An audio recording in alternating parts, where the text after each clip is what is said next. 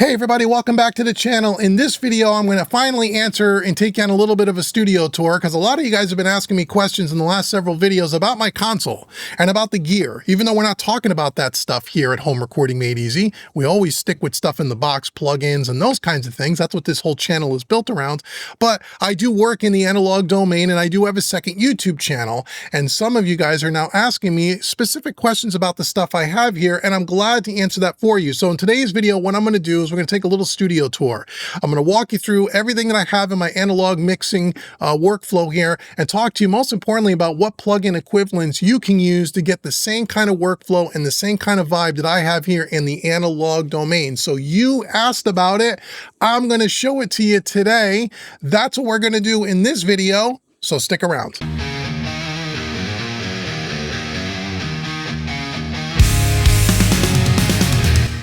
Okay, gang, so we're going to walk through the whole studio here, and I'm going to take on a little tour. And we'll start with, the way the signal kind of flows through the system here. And so let me, let's start with the SSL. So here's obviously the main star of the show is the SSL origin. So for folks that don't know, this is a 32 long fader console with 8 stereo groups in the center of the console. So it's 32 long faders and 32 short. So this means it's an inline console, which means we have 64 channels that mix down. So we have the ability to mix with 64 independent mono faders. On top of that, the 8 stereo groups in the center, okay? Each one of these channels of the 32 long faders has a channel strip with a preamp at the top, and then we have 4 stereo sends for effects, and then an EQ, 4-band parametric EQ, and then we have the short fader, long fader, and it just repeats itself. So this is the main sound of the rig. The main sound of the rig is the SSL. Again, for my friends in the box, you can use an SSL native channel strip of any kind. I tend to like SSL Solid State Logic's version of it, but you can use any one. That is gonna kind of give you this sound. And again, for people at Home Recording Made Easy that are thinking, oh geez, I can't afford anything like this, you know, how do I get that sound? Well, the way you get that sound is by using channel strips for one. And the second way to really get this sound, I have an entire course teaching how you mimic this whole analog workflow with both the console and all the hardware we're going to go over in a few seconds in a course called Mixing with Analog Style Plugins Made Easy. Check that out. There's a coupon code in the description below to take 25% off that course, and I show you in detail with a real mix that we mix together step by step. I show you how to set up your whole digital audio workstation regardless of which DAW you're using, how to set it up like an analog studio so you can get the same kind of vibe. Step 1 is get yourself an SSL channel strip. Okay, so this is the SSL, and then in the center here, people want to know what this is. This is my Solid State Logic UF1. Okay, that's really being used for transport and for automation when I go in the box. And then over next to that, I have my Lewitt Ray microphone. That is the microphone that I use in all my courses, all my voiceover mic. You see me sitting right in front of this. Love that microphone. And then this is my Trinoff remote. This is my monitor remote control made by Trinoff called the La Remote. Trinoff is my room correction system, which we'll talk about in a bit. For monitors, I use the Focal Trio 6s that I bought a couple of years ago. The best monitors I ever had, and I've used all Focal monitors for years. Every version that they've ever put out, these are my favorites. Amazing. And I have a Focal sub underneath the console, a 10-inch sub as well. My DAW of choice, for people that don't know, if you're at Home Recording Made Easy, you know, I'm using the new Fender Studio Pro 8. I've been using PreSonus Studio One for 15 years. I'm a Studio One guy, and even though I do own Pro Tools, and even though I do own Cubase and Universal Audio Luna, which are great DAWs, I just am so comfortable with Studio One. And for routing audio out of the DAW through my console and through all my hardware, they make it easier than anything else that's out there. And I'll do a dedicated video if you'd like to see it, let me know in the comments below. I can do an entire signal flow video so you can see how I route audio in and out of the console, out of the DAW, all that stuff. So if you ever want to get into some kind of hardware in your studio, you'll know how to route the audio and what you need. Okay, so there's the SSL. Over here, before we get to the hardware, this is my video capturing rig. So I have the Rodecaster Pro 2. That is the audio interface, if you will, that I use to mix my voiceover audio along with the audio coming out of the SSL. I'm only using the first 2 channels of it, and you can see it on the screen there. And that records independently to an SD card right inside of the Rodecaster, as well as being routed out of the Rodecaster into my video switcher, which is my Blackmagic ATEM ISO Extreme, the older version. I have 5 cameras hooked up to this, and audio as well. So all the audio is recorded on a hard drive as a backup to the audio coming out of here. So I always have an audio backup of both my voice and the SSL. And then all the video cameras are being recorded to an external SSD drive out of the ATEM, the Blackmagic ATEM ISO Extreme. That's what it's called. So that always sits below the console, so you never see that because it kind of sits below the SSL, as you can see here. And the main camera that I use, I talked about cameras, just so you may as well know. This is my Sony A7 S3. That's my main camera with the Elgato teleprompter on it from when I'm reading scripts for promotional videos and such. And that is the camera that you see most of when I'm sitting right in the listening position. Right there, that is the main camera. I also have a camera above the console. Right up there, you'll see another, that's a Sony a6600. That is what gives you the top-down view from the console. And again, and these are all in my hybrid mixing series courses. You'll see these angles, as well as all the content for my Mixing Academy. The mixingacademy.net is a mixing membership website. Again, link will be in the description box below if you want to check that out, if you really want to learn how to mix in a non-technical way. That's the way to do it. So anyway, that's my second camera. My third camera is the actual DAW itself. So I have an HDMI cable coming out of the big screen here, the big LG monitor. It's a 55-inch monitor, if people want to know. It's an actual TV. That is the third camera. The fourth camera that you will see will be a camera that is not turned on right now, but it's normally a camera that will be positioned in front of the hardware racks, which we're going to talk about in a second.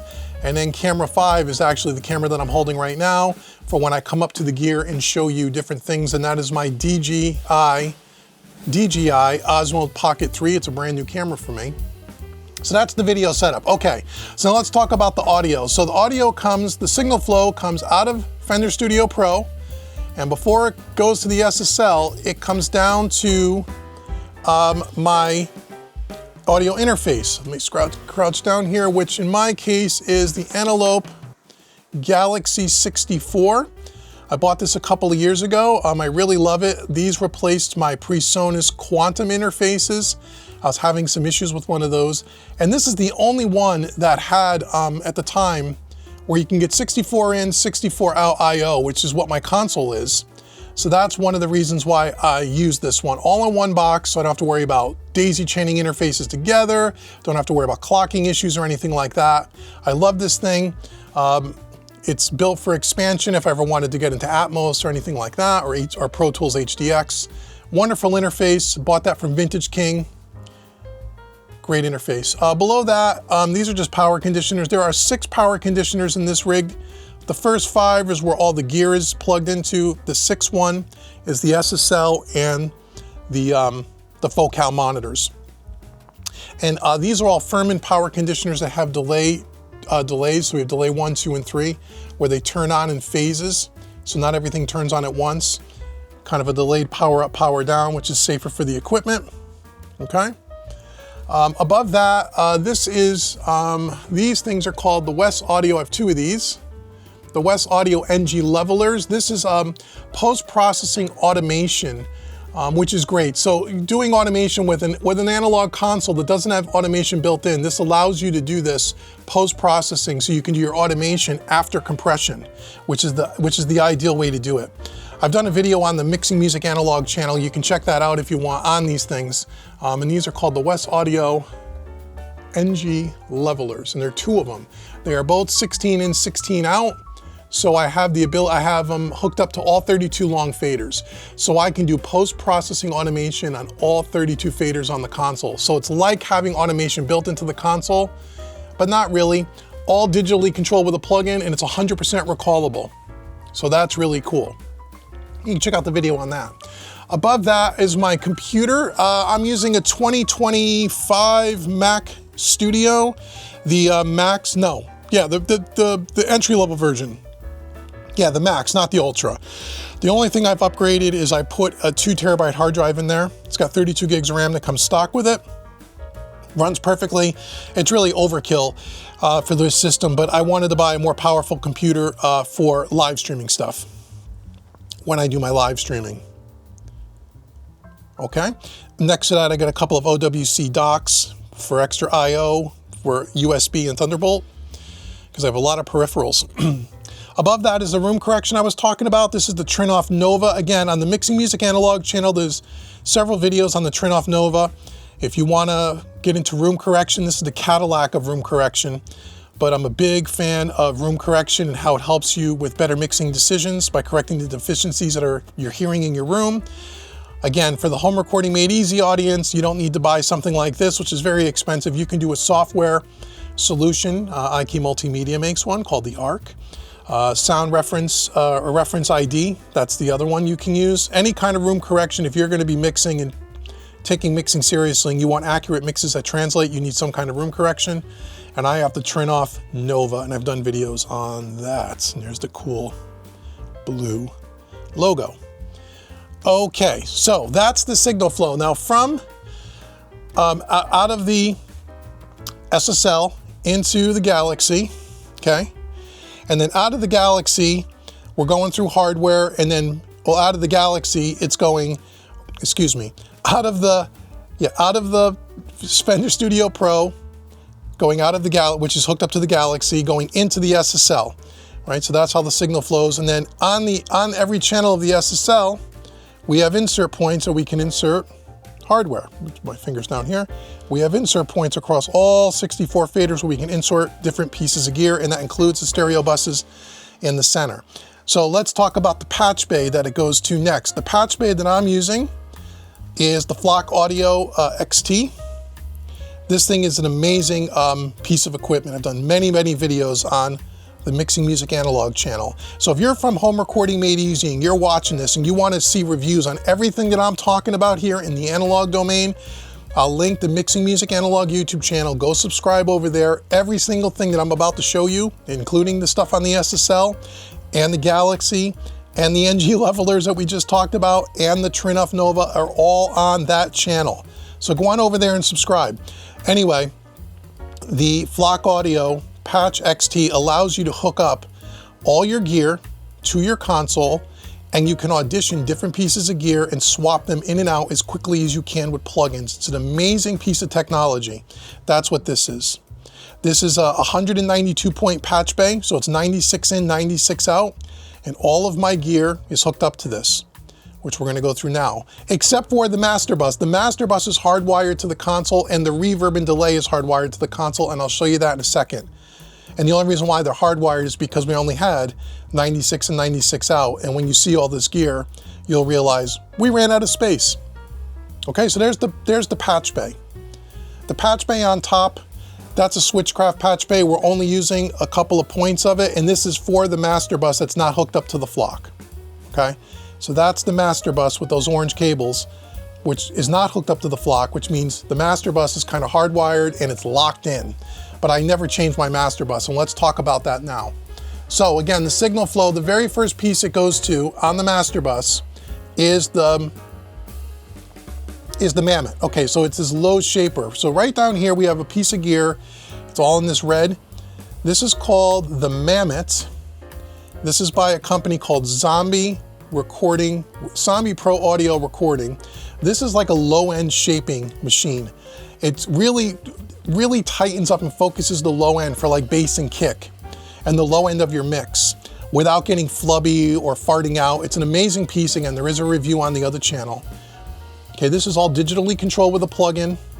Now let's talk about plugin equivalents for all this stuff. We talked about the room correction.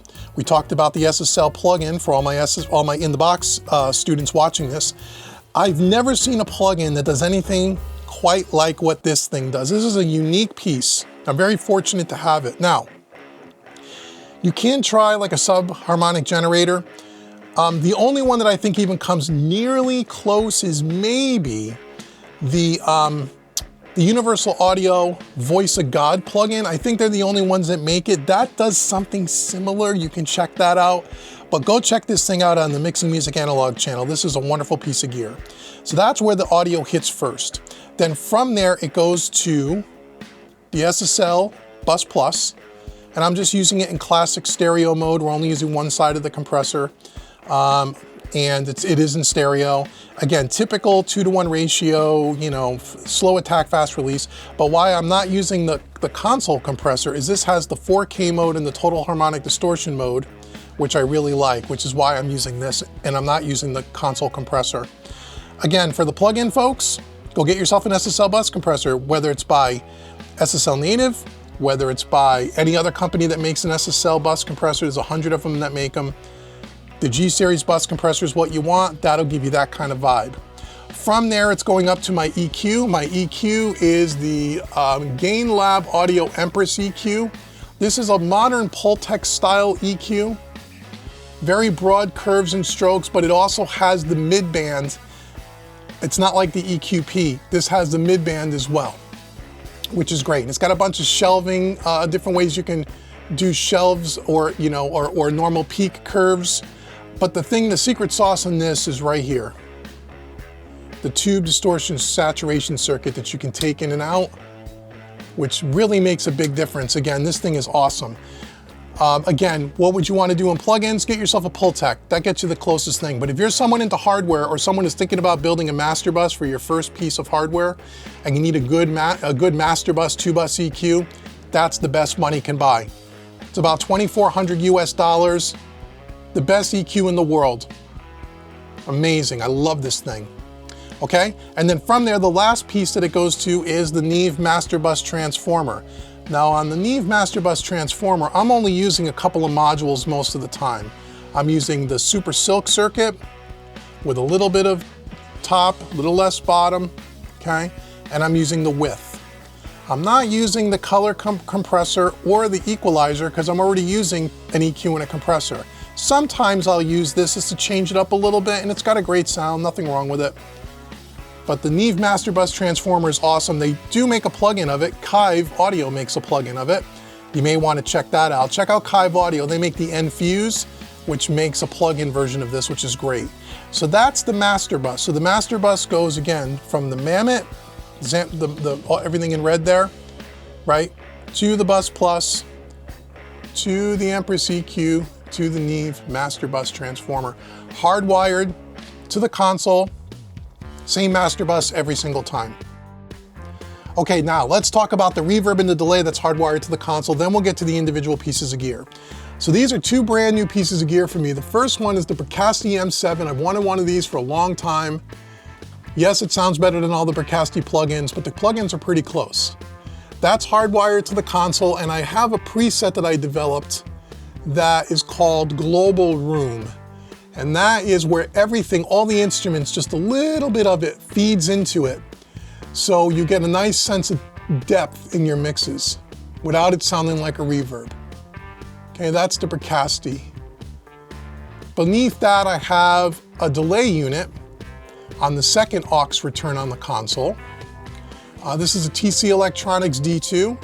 It's just an old delay unit that I bought for like 200 bucks on Reverb. And again, I got it set up as an early reflection of a 2290 unit that feeds into the reverb. Now for plugins, you can get, there's many people that make a Bricasti plugin. The best one I've heard is the Liquid Sonics one. So you can get a plugin of that if you want the Bricasti sound. The Liquid Sonic 7th Heaven is the name of the plugin. TC Electronics delay, any good delay will do. Many good delays out there. So these are hardwired to the console as well, not part of the Flock patch bay. Okay, now let's start talking about the gear. So we will start, let's just start right here. So the first one down here is the Neve, or the lot of Audioscape gear here by Audioscape. This is their 33609 called the 609. Sounds amazing. I primarily use this on my music parallel compression bus, which we'll talk about in another video. Again, everybody makes a 33609 plugin. The one by Universal Audio is the one I like the most. Underneath that, we have two DBX 160As. Okay, these are VCA compressors. They don't make these anymore, but I got them on Reverb. Pretty inexpensive, about 500 bucks a piece. Use these a lot on bass. I like it on kick-in sometimes. It sounds great. Sorry about that, I got a phone call there. Again, for a plugin, any DBX plugin you can use. Those are the DBX 160s. Okay, let's move down here. Got like 4 or 5 pieces of Audioscape gear. The first one is the Audioscape A78. This is their version of the Yuri 1178, okay, which is a stereo 1176. Sounds great on overhead, sound great on room mics, sound great on background vocals. Anything that you need a stereo 1176, this is the one to get. The only company that I know from a plugin perspective that makes an 1178 is Pulsar Audio. Although, if you just use like a Universal Audio 1176 on a stereo track, you can use a stereo version of it and it'll do the same thing. But I love having a stereo 1178. Underneath that, we have another Audioscape piece. This is the DBX 260 VU. Again, the plug-in equivalent would be any kind of DBX compressor. Waves makes them, Universal Audio makes them. Again, this is a stereo unit. Love this on grand pianos. Love this on background vocals. Like it on bass as well. But you can run anything through it, okay? Underneath that, we have a Pultec, the Audioscape EQP, which is the mono Pultec. Again, every company in the world makes a plugin of this, right? That's part of my vocal chain. My lead vocal 99 out of 100 times goes through a Pultec, and this is the one it goes through. Beneath that, sorry, let me scratch down here. We have the Audioscape V-Comp Plus. This is their version of like the stay level. A very mute compressor, it is mono. This pretty much, my bass guitar pretty much goes through this. This is the compressor I use for bass, although it sounds great on vocals and it sounds great on pianos too. Acoustic guitars, anything you want that very mute sound. But I use it on bass more times than not. And then lastly is the Audioscape Optocomp, their version of the LA2A. I use this as my second compressor in my lead vocal chain. So I go from a blue stripe to this, more times than not. Again, plug-in equivalents, everybody makes an LA2A. Plug-in equivalents of this, actually Kive Audio makes the actual V-Comp plugin. They make the plugin for this, but you can use a Fairchild, anything very mute will work. Okay, let's start from the bottom of the second rack here. We'll work our way up. On the bottom here, we have the West Audio NG bus compressor. This is a stereo VCA compressor with a transformer circuit, as well as a total harmonic distortion circuit, all digitally controlled and 100% recalled, but it's a fully analog box. This lives on my drum bus primarily. Plug-in equivalent, get yourself this an SSL bus compressor. Put that on your drum bus, that's where mine lives. But I also add a little bit of the transformer and a little bit of the total harmonic distortion. Above that, we have 3 1176s by Audioscape. We have the 76D, which is the traditional black plate, right? Then we have the blue stripe, or no, excuse me, then we have the 76F, which is a different revision of the D. And then we have the blue stripe, the 76A. And the 76A is what I use on my lead vocal. So my lead vocal goes from the 76A into the Optocomp DLA2 into the Pultec. That's my vocal chain, more times than not. So those are my 3 1176s by Audioscape, and they all sound fantastic. I think one of the last Audioscape pieces we have here is their LA3A.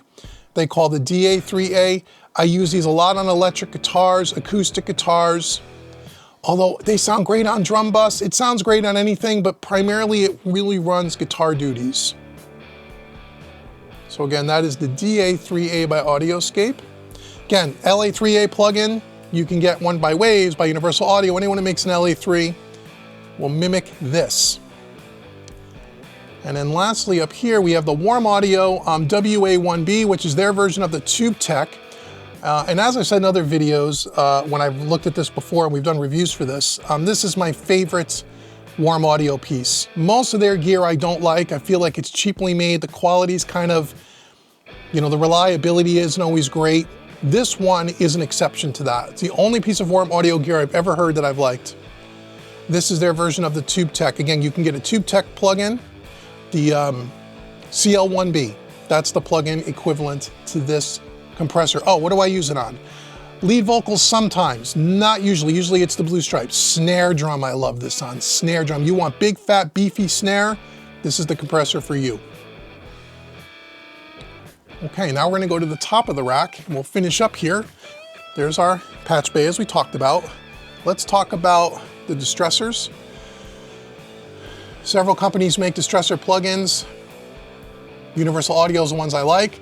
I use these on electric guitar all the time and snare drum. I'm actually gonna get another pair of these at one point because I'm always using it on snare and I feel like I'm always need one or two more. There's the distressors.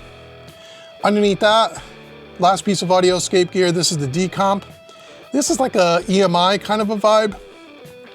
Use this on, I was using this on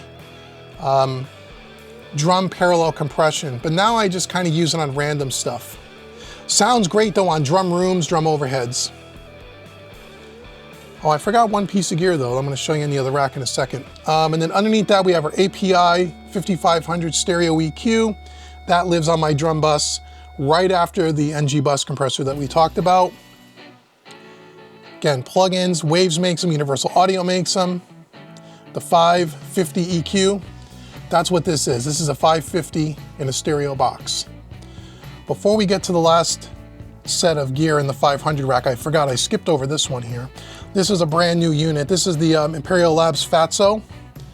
Same company that makes a distressor. Again, Universal Audio makes this plugin. This is my parallel drum compression compressor for Crush Track. Sounds awesome. It's a tape emulation type thing, but it's got a lot of character, a lot of cool harmonics and color. For parallel drums, it sounds awesome, but it would sound awesome on a master bus, it would sound awesome on a drum bus, but that's where I keep it, on the parallel drums. Okay, last piece of gear here. Okay, we have a 500 rack here. A pair of the SSL E-Series Dynamics VCA compressors. I honestly don't use these all that much unless I ran out of room and I just need another compressor for something. I mean, I'll put bass through it, I'll put background vocals through it. It's not my favorite sounding compressors, but they're good utility units and they're affordable as far as 500 series go. Next to that, I have a pair of the Z&H Design API clones, the 560 clones. I use these on my parallel drum EQ. If I want to use on that parallel drum track or that Crush track, if I want some EQ, that's what I use, a pair. And then next to that, I have a pair of the Cappy 560 API clones. I use this a lot on acoustic guitar and sometimes on electric guitar. Next to that, I have a pair of, and again, you can find plugins for either one of these. Any API plugins will do for these. Next to that, I have a pair of Neve 551 inductor EQs. I love this on my parallel track for the music. I have a drum crush and I have a music crush. This is usually on the music crush, but I also use it sometimes on lead vocals, very rarely though. But I do like them on parallel crush. They have a really unique sound. Plug-in equivalents, I don't know if they make up an exact clone of this, but again, it's not really like a 1073, but a 1073 has that kind of vibe, so it's kind of 1073-esque. Any kind of Neve EQ plugin will get you in the ballpark. And then in the middle here, I have the Pultec 500X. This is my bass EQ prior to going to the V-Comp. So that's what I do here. And then lastly, I have another pair of those Z&H 560 EQs, and again, they're just kind of spares to fill up the rack. I might replace those with something else at one point. I'm not really sure what, but we'll see. So that is, and again, any kind of API EQ plugin you can get. So that's all the stuff, that's all the gear.